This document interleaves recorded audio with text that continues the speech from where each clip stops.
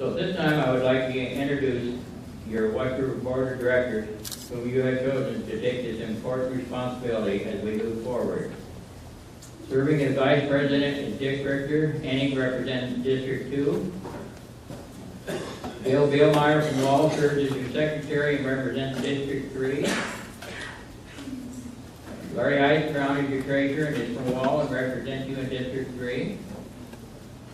Marion Wilson is from Rapid City and represents District 1. Howard Canupi is from New Underwood and is also a District 1 representative. Marcy Arneson is from Rapid City and represents District 2. Stan Anders represents District 2 and is from Union Center. And Andy Moon from Creighton represents District 3. Could we clap for the rest of them, please?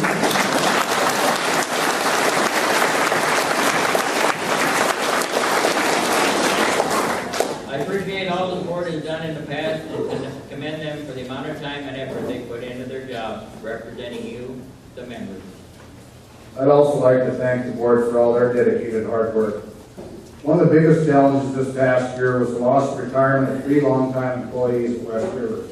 As previously mentioned, Jim Paul retired as the CEO and General Manager after 41 years of service to the rural electric industry and 35 years to West River Electric. Mike Hurst, the lucky winner back there, our operations superintendent, retired in March after 34 years of service to West River Electric. As you can see in the slide, we had a little fun with it in his retirement party. And Gene Boats retired as your cashier receptionist after 35 plus years of service to our members. Combined, all 3 of these individuals retired from West River with 109 years of experience and knowledge in the system as they head home their final day. I worked with all 3 for 12 years, and I can testify that each and every day, those 3 came to work knowing that you, the member on the end of the line, were the most important part of our electric cooperative. The good news is that we have promoted from within people with extensive skills and experience and are committed to continuing West River's tradition of customer service and reliable electric power. For 2009, we had another good year financially that continued our optimism for new opportunities. Our growth in accounts and kilowatt-hour sales were slowed due to the economic conditions. We still did much better than many areas of the country. Revenue for 2009 was 11% over 2008, and kilowatt-hour sales were 2.4% higher than in 2008. We ended the year with 182 new accounts. So far, 2010 is still a little sluggish in sales of new accounts. We are seeing a renewed interest in residential and commercial accounts, especially in the Rapid City and Fox Elder areas. I'm happy to report we reached another milestone in the co-op early in 2010 when we surpassed the 15,000 mark in active services. As you can see in the graph, we've had good growth in new accounts over the last 10 years. This growth has helped keep your rates even more stable by spreading especially the fixed costs over more meters. We are currently undertaking a cost of service study to see what our rates will need to be for 2011 and beyond. Although very painful to say, especially as a new manager, because of these increased costs, especially power, I'm afraid rates will need to increase a bit more for 2011. The electric industry is going to see increases over the next few years. Our forecasts are showing somewhat steady increases through about 2013 when rates should stabilize. I sure hope so. Probably our biggest undertaking this past year was construction of our branch office in Rapid City. Your board has debated this project for over 10 years. We needed to do something as the current building is very undersized and it has structural issues that needed repaired. It was also a very unsafe environment, not only for our employees, but for our members too, when they stopped by. We funded that bid in July 2009. The low bid of slightly over $10 million, which is Sampson's construction of Rapid City. Due to the economic conditions, the bid came in approximately 25% below the original estimate. Sampson's officially began construction on September 15, 2009, and I'm pleased to announce will allow us to move in around Thanksgiving.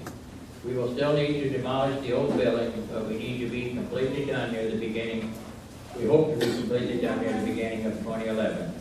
We will be scheduling an open house in the near future to allow you to look at your building. At this time, I would like to show you a brief slide show tour of our new building from the start last fall to this past week. Todd?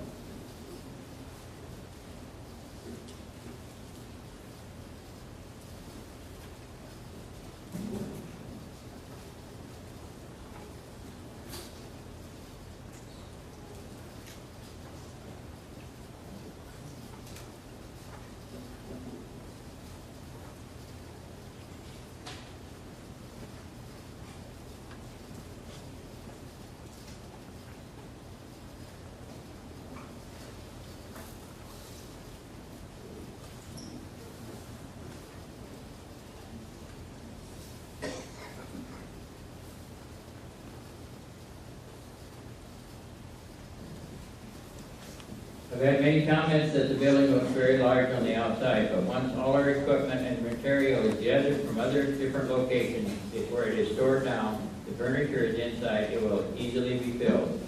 There is a second floor on the building. We are looking at our options to see if it would be feasible to lease the space off until we have enough expansion to utilize it ourselves. So when this new facility is completed, you could say that rather than being 10 years behind as we are now 10 years ahead, we're positioned us well to meet our future growth and opportunities. On behalf of the employees, I would like to thank the board for the new office. We can't wait to get in and start serving you, our members.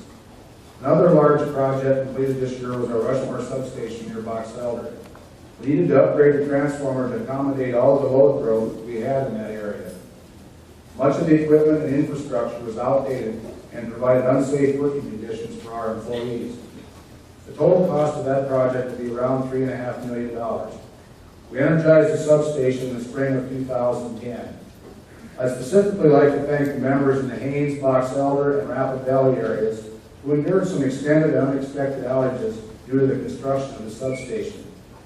We also completed a transmission line rebuild along Reservoir Road due to the reconstruction of that road by the county. We also have plans to rebuild our Rapid Valley distribution sub during 2011. So as you can see, there's no shortage of projects that we have taken on. Our board at each of its meetings is constantly discussing and planning for our future. We recently completed a focused strategic planning session to look at what our future might hold and a sketch of what our management plans for the future should be. We sat down with our management and key employees and discussed all the future threats and opportunities at West River. With the pressure on rates in the future, our board and management team will also be looking at completing a future rate strategy once our cost of service study is completed later this fall. We're doing all of this planning to find the opportunities in difficult times. Each year we discuss the